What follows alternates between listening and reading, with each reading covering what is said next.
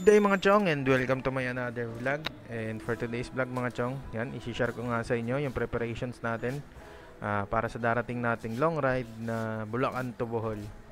So yan, ito yung mga tools na dadali natin. And kung makikita nyo, may dinagdag na nga pala tayong top box dito sa YTX Scrambler build natin.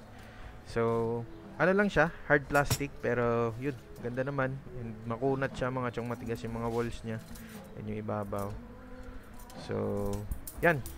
Share ko sa inyo yung mga gagawin natin dito sa motor natin, and also yung mga tools na dadali natin mga chong sa biyaheng gagawin natin.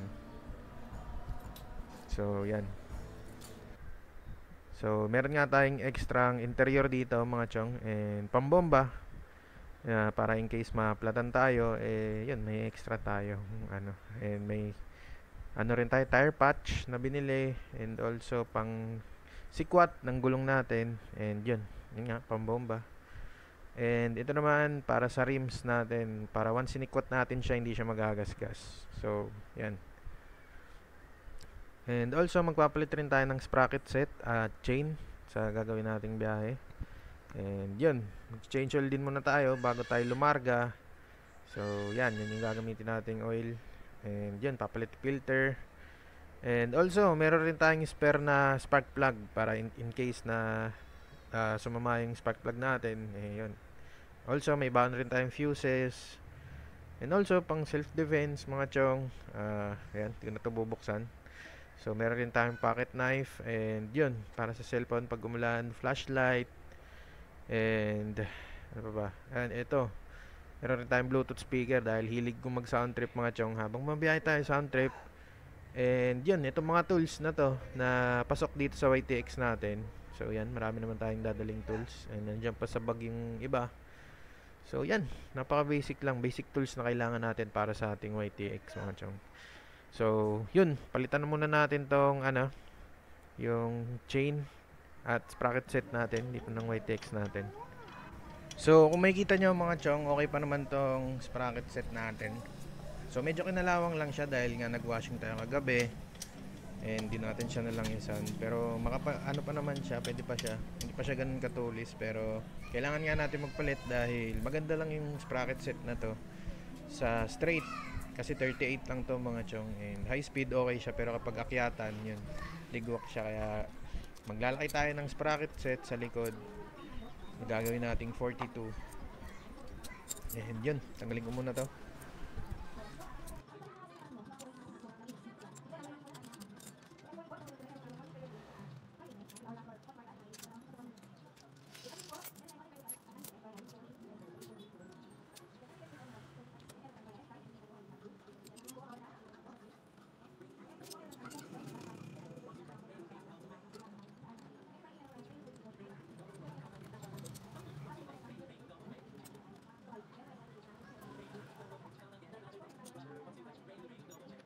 And yan mga chong, tanggal na nga natin yung reel wheel natin.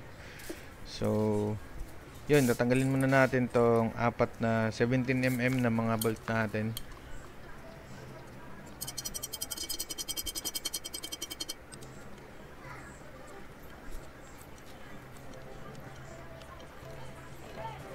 And yun mga chong, so nabilog yung 17 natin na sakit. Kaya lumabas pa tayo and bumili tayo ng yan, ng 17 rin na sakit para dito sa natin. Kailangan kasi natin ng tools, kaya hindi natin pwedeng hindi bilhin yung sakit na to. So ito yung papalit natin, 42 teeth.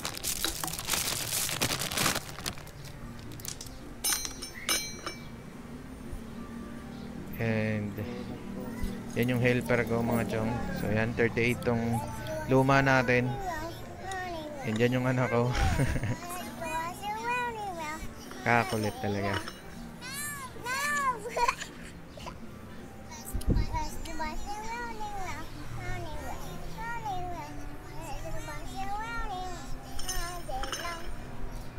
So yan mga chong, di ko na nga nakunan yung video yung pagkabit natin ng chain dahil yung anak ko sobrang kulit. And yan, all goods naman. So bumagay yung chain na binili natin. Gold chain siya. So yan, all goods na. Pogi na lalo yung YTX natin, and Yan yung look niya. Kaya na pan-touring na talaga siya.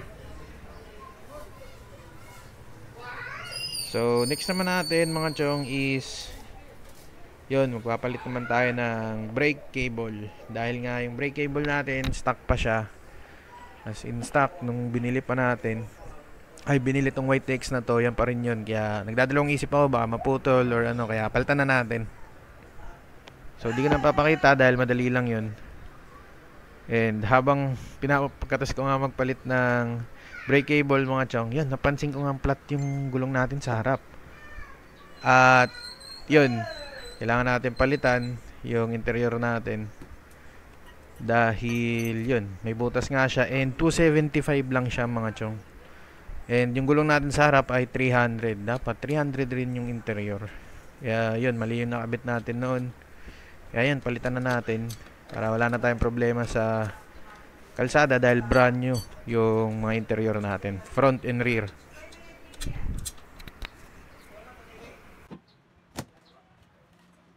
Yun, tapos na natin maning front brake natin and yung gulong natin sa harap. So next naman natin, change oil na tayo. So ito yung gagamitin nating oil. So ang madalas ko talagang ginagamit mga chong is AX7. So first time ko gamitin tong long ride. And base dito sa langis na to is good daw tong oil na to up to 6,000 kilometers. Kaya yun, testing natin. Pero siguro mga pagdating ko doon sa Bohol, gamitin ko lang konti itong motor and then change oil na tayo. And yan, may baon rin tayong spare na spark plug in case na masira yung uma na racing na spark plug natin. And magpapalit rin pala tayo ng adapter nitong carburetor natin dahil mukhang may biyak-biyak na siya. So yun, palitan na natin to. And also maglilinis na rin tayo ng spark plug at carb para all goods yung motor natin. So ito nga pala yung Uma Racing na spark plug natin, tri-tip spark plug. So almost a year ko na rin siyang gamit. And all goods pa rin naman siya hanggang ngayon. Kaya yun, lilinisan lang muna natin to and re-reuse natin siya. So sa paglilinis ng spark plug mga chong, gagamit lang tayo ng steel brush. And yun, binabad ko na rin to sa gasolina. And yun, linisin lang natin siya.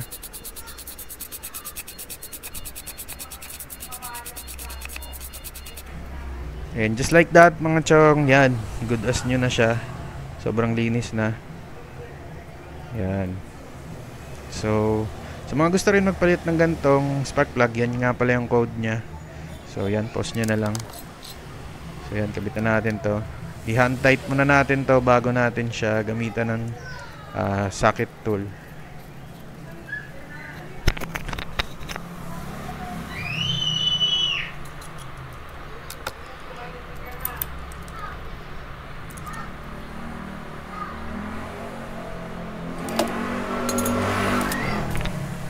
And yan, kabit na natin yung ating ignition coil.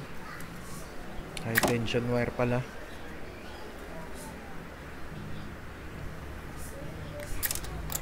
So sa mga nagtatanong, ano nga pala rin to, naka Phyto 7400 na rin tayo na ignition coil para mag-match sa carb natin at sa ano. So yun, lilinisin naman natin next is yung carb natin. So hindi ko na papakita yung full na paglilinis natin ito dahil may video na tayong separate para dyan. So tingnan nyo na lang. And yan, ganun lang kadali.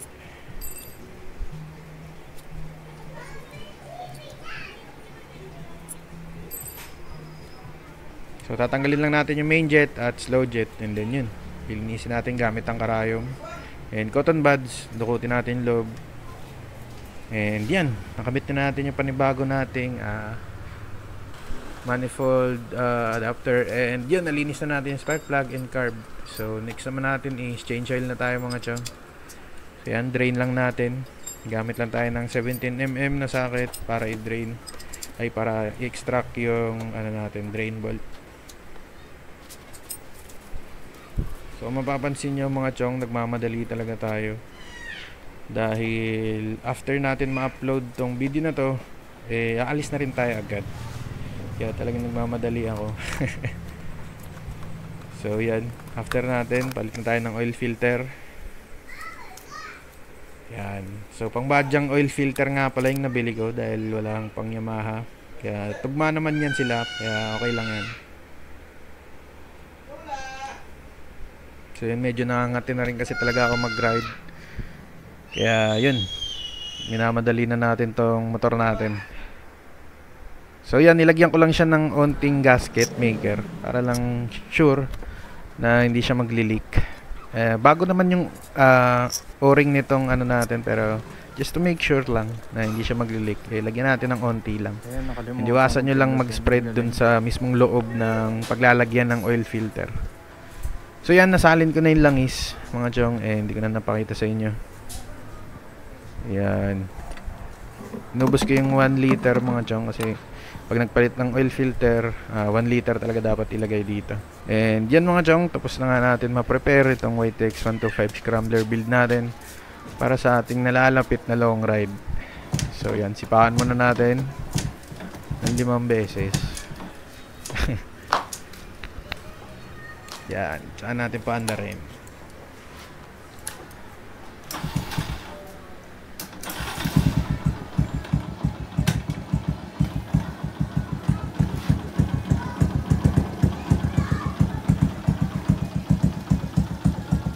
So yan, all goods naman mga chong. So final checking, check natin yung mga ilaw natin. And yan, isa-isay natin.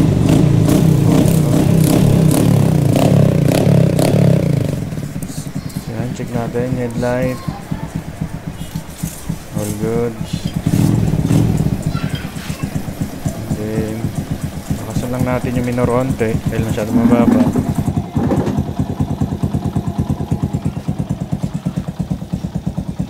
So next, yung mga signal light natin, tingnan natin kung working ba. Yan, front to back, check natin. Yan, liwanag naman. Hazard, check natin hazard. Yan, all working, liwanag naman sa likod. Yan, okay naman. Meron na rin plate, light yung plate natin, plate number. So brake light, check natin sa paa.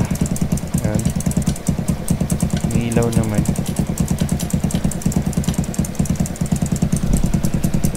Yan, handbrake, yun, magana rin. Kailangan talaga natin isa-isahin i-check to mga chong para sigurado tayo, dahil di naman malapit yung babiyahiin natin, kaya yan, talagang dapat i-check. So next, mini driving light, check natin. So low, high, and horn passing, yan, all goods. Next, underglow, yan, all goods.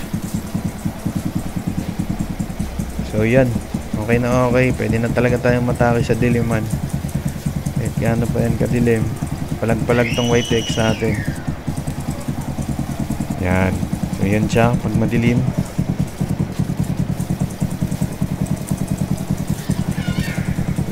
And yan, ready na talaga yung motor natin sa long ride. So kung nagustuhan nyo itong video na to mga chong, please leave a like, comment, and subscribe. And also don't forget to click the notification bell. And yun, abangan nyo yung mga susunod pa nating vlog na papuntang Bohol. And yun, maraming salamat sa panonood mga chong. Until next vlog, peace.